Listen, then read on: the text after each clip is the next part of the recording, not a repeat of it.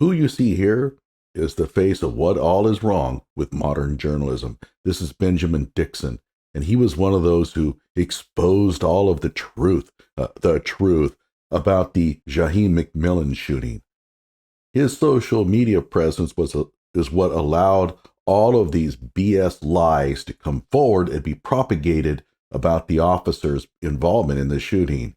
From Benjamin Dixon is where we heard that Jaheim McMillan had his hands up and he came out of the store and he wasn't armed. All those lies emanated from this dude. Now, he's not the one who fabricated them. He's the one who spread them. But hey, mistakes happen, right? We hear what witnesses say, we broadcast them, we find out that they had it wrong all along, and so we make amends, right? Well, if you think that's what he's going to do, you are sadly mistaken. This is Benjamin Dixon, propaganda master of the web. Hello out there. I am trying to get through. With his powerful brainwaves cradled in the warmth of reasoning, it's time for Johnny Walker Dread to straighten you out on a thing or two. Emanating all the way from exciting Las Vegas, Oklahoma, it's the Johnny Walker Dread Show. So this is Benjamin Dixon, and he's in his backyard, or actually he's, I think, staying with somebody in Gulfport, Mississippi. He went down there to broadcast the lies that people were making about the shooting. And so here he is updating us on the truth, the reals. I have been on the ground for about a week and a half now, and I've had an opportunity to speak with multiple eyewitnesses who confirmed that Jaheim McMillan had his hands up. And even one of the eyewitnesses was a white man from Gulfport, Mississippi, wearing a thin blue line shirt, clearly a police supporter, who was the most vocal because he witnessed what he called a point-blank, cold-blooded murder by Gulfport police. I'll show you a video later of this white pro-cop person making his claims. I'll give you a little heads up. He didn't see anything. Now, you know it's got to be a pretty bad police shooting when white conservative men who are pro-police have to call it out. And that's what we're dealing with here in Gulfport, Mississippi. But we're also dealing with suppression, digital suppression. Each of the family members involved, hey, Alicia, each of the families involved have had their Facebook accounts limited and restricted. Well, let me give you a tip on what probably happened. I think the mother started posting pictures of her dead son. That violates Facebook's policy. And she probably refused to comply, so they pulled her account down. Then the others, hearing this, fabricated a story that they had tried to get their message out, and Facebook did the same thing to them. And of course, he's going to buy all of this. Who in here really truly thinks that Facebook is so pro-police and anti-BLM that they're going to suppress any kind of pro-cop messages from being broadcast? Really? Okay. Anybody who employed any critical thinking skills at all would have realized that something was wrong in their narrative. Not only the family members, I mean, the mother, the daughter, the mother and the sister, sibling, cousins, uncles, they have each had their Facebook accounts restricted. They are unable to go live and they're unable to protest. And of course, the news media, the local news media, has basically only reported what the police report stated. Well, the police report contradicts with the majority. No, not the majority, every single, let me use precise language. The police report contradicts with every single eyewitness account. We have video of eyewitnesses stating as much. And so we're dealing with not only suppression, but we're also dealing with the media blackout. We need your help. I need everyone who's watching to go onto social media and to talk about Jaheim. I have been doing that. And in fact, since the actual shooting video came out, I have devoted a lot of time towards getting the message out. So I thank you for the inspiration there, Benjamin Dixon. Unfortunately for you, I have a feeling that my takes on this were not what you had in mind. Tweet about Jaheim. tweet and ask Gulfport Police Department, Gulfport, Mississippi. Ask them, why are they not releasing the tapes? They said they cannot release the video until the end of the year. You and I both know that if this video exonerated the police officer, they would have released it within 24 hours. Okay, so here is a fundamental law that he is espousing now. This law is something he has created that tells us exactly what to think when the police refuse to release video footage. According to Benjamin Dixon, it is a fundamental truth that if the police delay the exposition of dash cams and body cams, that means that they must be lying, and therefore Jaheim McMillan must have been unarmed, coming out of the store, had his hands up, just like the witnesses say. Well, I think we can blow that myth up completely. From this point on, anybody who makes the claim that, well, if the body cam exonerated the police, they would release it immediately. Unfortunately, this case completely exposes that myth. Or less. So we need to put public pressure, social media pressure. Please take it upon yourself. Use some of your time and your energy today to get online and talk about Jaheim McMillan. Jaheim McMillan. Oh, don't worry. I've been spelling his name correctly as I'm getting online today, just like you suggested. Okay, so let's flip over here. Just as a reminder, I already have a video out on this, but all of these witnesses that claim that they saw what happened, where are they? This is the police officer pulling up seconds before he shoots. I don't see anybody that could have actually seen what happened.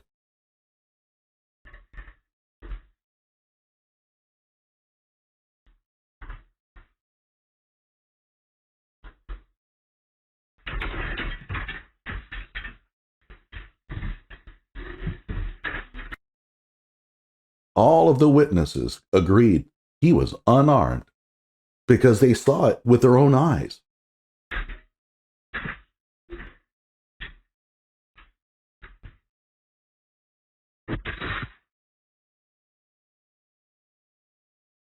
And of course, Jaheim came out of the store. He didn't get out of a car. He came out of the store because all witnesses that saw it are unmistakable in what took place.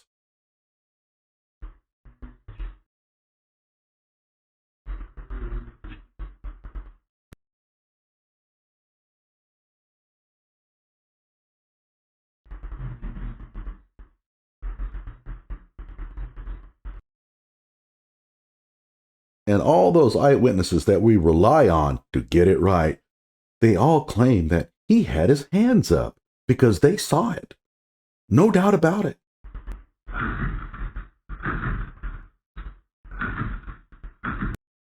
Okay, this video exposes the lies that these witnesses claimed. Now, keep in mind, these witnesses didn't see anything. They weren't there. And I'm going to be really insistent on everybody remembering this. This is what happens today. They got a tweet from somebody that there was a shooting at the local Family Dollar. They probably live pretty close by. They show up at the scene and they hear the buzz about what took place. So all of a sudden, they were there. They saw the whole thing because they think they know what happened. And therefore, they're wanting to get involved. They want to seek justice for Jaheim McMillan, even if it means lying about what happened. So even if it means lying about whether you even saw it. We saw this in the Michael Brown case where we had like 28 witnesses that came forward and claimed that Michael Brown had his hands up. I don't think more than 10 people even saw what happened. But this is the new era of social media journalism. Outright lies get fabricated and then propagated by people like Benjamin Dixon. Now, he just came out with a new video to update us, and you're thinking, well, okay, he got lied to. He propagated lies, but it's not his fault. He didn't make up this stuff. He was just reporting what he heard. So he's going to get on his channel and say, hey, everybody, man, I am sorry. Looks like people lied to me. Let's set the record straight. He could have explained what happened, and then he still has the freedom to say, well, I don't believe that the cop is justified in shooting. I don't think he had to shoot Jaheim. And so he could have still called for the cops firing or conviction or whatever. He would be wrong, but at least we could understand that he's not a freaking liar. However, that's not what he does. And if you want to see the true evil of modern social media journalism, let's listen to him react to the actual truth finally coming out. Today is Thursday, February 23rd, 2023. Thank you so much for joining me. I need to begin in Gulfport, Mississippi, where a secret grand jury was convened by investigators. Well, all grand juries are secret. I mean, you're not allowed to know the names of the people on them. I believe they are. Every grand jury I know of has been secret. Maybe in some states they're not. The state of Mississippi regarding the murder of 15-year-old Jaheim McMillan, and that grand jury. And by the way, he's really pissed off about it being a secret grand jury because that takes out any attempt by them to storm the building and raise hell to try to get the cop convicted. That's what bothers them. They don't like the secret grand jury stuff because it doesn't give them a chance to try to use mob influence to get an indictment. To no shock to anyone who has been paying attention to police violence and police murder of black people in this country, they did not indict the police officer. So he's pissed off because the police officer is going to get away with murder. It doesn't sound like he's coming clean on the evidence, does it? Who pulled the trigger. And as far as the prosecutors, the state prosecutor's office is concerned, they say they are now done with this case. They released body cam footage, highly edited body cam footage, and I can discuss it here with you, but I would recommend you going to the Mississippi Free Press. So it's highly edited. He's not going to tell us how it was edited, right? He's probably referring to the fact that it was done in slow motion for part of it to show the gun. To him, that's highly editing. If you are claiming that they put a gun in his hands but using some sort of Adobe Premiere kind of tricks or something, come out and say it.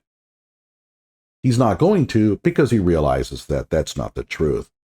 Again, the man is a liar, and he's now lying. Throw a link in the description for you to go and watch the video, the body cam. Now, in the video and the body cam, they made painstaking efforts to show you that he had something in his hand, something that looked like a gun in his hands. He's not even going to admit it was a gun. It just looks like something that may be a gun. Well, what the hell could it be? I mean, the last time I looked, cell phones don't look like this. And they recovered a gun at the scene. Plus, the people in the car, the kids, admitted they had 3 stolen guns with them. And yet he's still going to push this narrative that it really wasn't a gun.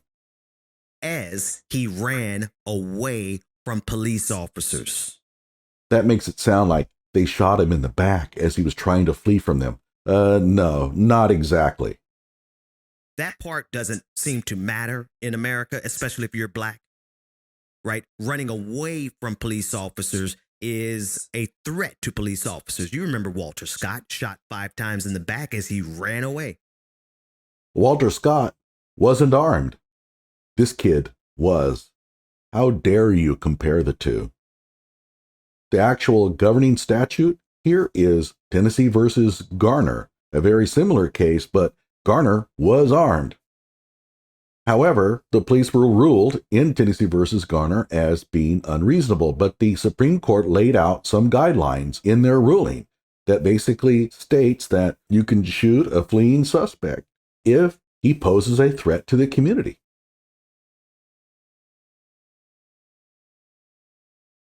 Last time I looked, a person who has been pulled over because he's been threatening people with a gun, and then he runs off with the gun in public, is a threat to the community.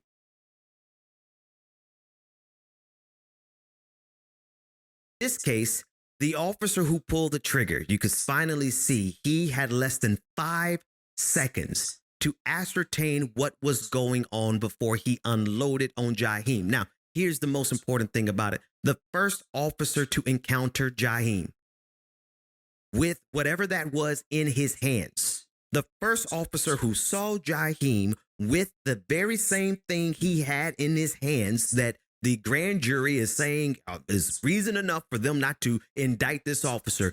The other officer who did not kill him saw the same thing in his hands that the officer who killed him saw. That's because the other officer was trying to detain the other suspect. There were two kids running, both of them with guns. We know why the other officer didn't shoot Jaheim. He wasn't in a position to do so. And he had another suspect to take care of. Take a look.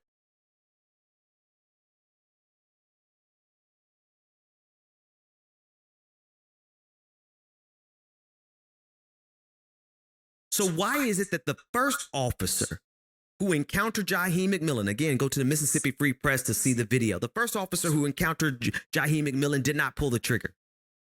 But it was the second officer who jumped out and in less than 5 seconds unloaded his clip. You can hear it in the video. Well, he didn't unload a clip. He basically fired 8 shots out of his magazine. The last time I looked, those magazines carry more than 8, typically 13. You could see the smoke popping off the glass in front of the Family Dollar store there in Gulfport. The grand jury decided not to indict. I have to admit, this is probably one of the most efficient executions of getting away with murder that I have personally been privy to. I can tell you from talking with the police right there in Gulfport that they are masters at this game. And when you Really, you have learned by talking to the police that they are masters of this game. What did they tell you there, Benjamin Dixon? Quote them. Tell us what they said. I mean, did they tell you, hey, we're the masters at getting away with murder? Well, gee, I think that is testimony. I would be out in front telling everybody what they said, but we're not going to get that. You consider the history of the city of Gulfport, the number of black people who have either turned up dead or turned up missing. You would not be surprised at how efficiently they executed exonerating this police officer. Well, did the police shoot all those people? Really? I mean, this is disgusting. We have a case where he thinks that the officer should have been indicted. All members of the grand jury said no. Or is it a plurality? I forget with grand juries. But whatever the case, they saw the evidence and they said, nah, this ain't murder. I mean, the kid was armed. He was dangerous. The cop has a duty to protect the public. And by the way, the public in that area is mostly black. And so the cop is protecting them. He's doing the right thing. But okay, you still think it's murder. Fine. But now he's going to use that to implicate the rest of the police department in a whole string of murders for which he has no evidence. And according to him, he's been told these things, but he's not going to tell us what was said. I mean, the man is despicable. I mean, how low can you get?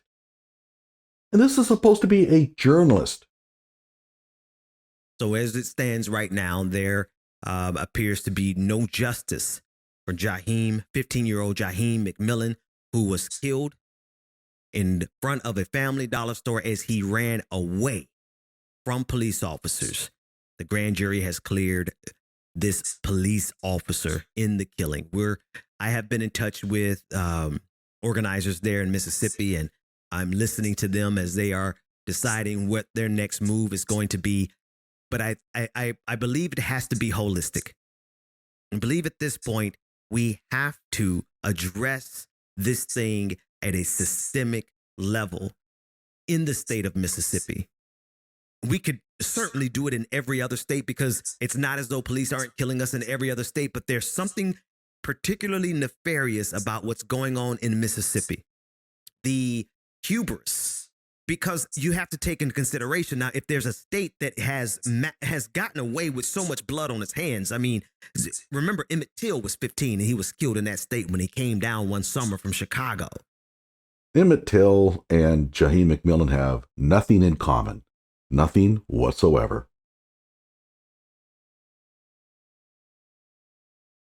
Mississippi knows how to get away with murder. And they know how to get away with murdering black people specifically. So as the organizers in the state prepare to move forward, as we I'm listening to them and hearing from the family is in terms of how they wish to proceed. I just want to put it on the record that I saw firsthand how efficiently they executed this exoneration, how they moved expeditiously and refused to interview any of the eyewitnesses on the scene. That's probably a good thing for those eyewitnesses because they'd be facing criminal charges at this point if they did interview them. The eyewitnesses lied. Come on, man. When are you going to admit it? Those eyewitnesses claim that he came out of the Family Dollar store. You saw the video footage. They clearly didn't. And you're not even going to acknowledge the fact that they lied. They also said he wasn't armed. He was. And you're not even going to admit that he was armed, even though the video footage shows him with a gun. And what about all these claims that he had his hands up? However, this holistic deal that you're talking about, I know what that is. Let me translate that to everybody out there. Even though the cop was never indicted, and even though we know that Jaheim McMillan was carrying a gun and he was not holding his hands up, he was not compliant, we're going to use his case as testimony to how unfairly black men are treated in this country anyway. We don't care about the facts. We will say his name at every protest, regardless of the truth. That's what he means by a holistic treatment. While I realize he has a First Amendment right to state his opinions, he is broadcasting falsehoods about a police officer.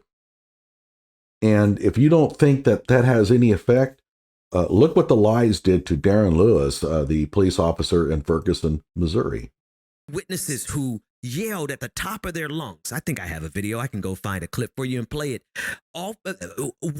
There's a video of a white man in particular, and I bring him up specifically because he is a white Southern man in Gulfport, Mississippi, who was an eyewitness to the murder, and he was the most vocal about calling out the police murderer for his cold-blooded execution of Jaheim McMillan.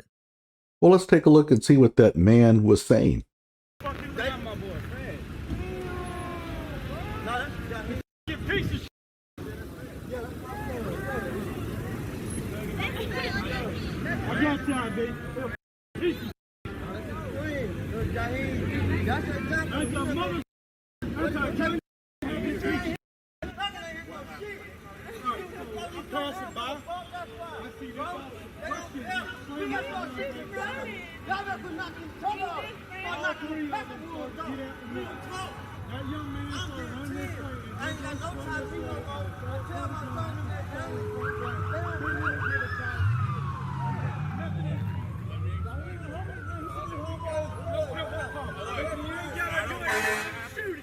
It's not every day you get a white guy who's going to be on your side against the cops, especially not a Southerner conservative in the state of Mississippi. Oh, there's plenty of white knights out there trying to score points with the BLM, believe me. You won't have any trouble finding witnesses to back up your claims, no matter how false they are. The man did not see what happened. He made it up. He completely lied about everything. We know it. Looked like he had on a Blue Lives Matter shirt. Now, I'm going to drop that link, that particular video. I'll put that in the description because you need to read the subtitles. You can hear it. You can certainly hear it, but it's definitely difficult to hear because of all the sounds of the fire department coming in and all of the witnesses who were upset and screaming at the top of their lungs. Screaming at the top of their lungs, the lies and stuff that they heard from others. Yeah, don't forget to put that part in there. You can hear it, but it's going to be very difficult. I will also put the link in the description so that you can go and read the subtitles for yourself. But I just want you to hear the anger in this man's voice after he saw what the police did to that young 15-year-old black boy. Yeah, he didn't see it. Come on, Benjamin. We know he didn't see it. He wasn't there. Jaheim. But yet and still, the city of Gulfport, Mississippi and the state of Mississippi has found no cause to indict the officer involved in this shooting, Officer Kenneth Nassar. Oh, let's make sure we mention his name because ultimately we can't get him indicted. Maybe we can get him strung up in a lynch mob fashion. The man was not indicted there, Benjamin. Broadcasting his name to your cohorts is really untoward. You should know better than that as a journalist. So keep in mind also, grand juries are heavily weighted towards the prosecution. The defense doesn't get to do much at all. And they've always said that you can indict a ham sandwich. I forget which attorney said that. But that's how easy it is. The fact that the grand jury failed to indict this officer means that the grand jury looked at the evidence that was provided by the prosecution and said, there's no way you're going to get a conviction on this. And therefore, you might want to think, maybe I have it wrong. But as you can see, even when faced with video footage that disproves his falsehoods, he still sticks to the story. Like my videos, subscribe to my channel, and I got more of these coming out.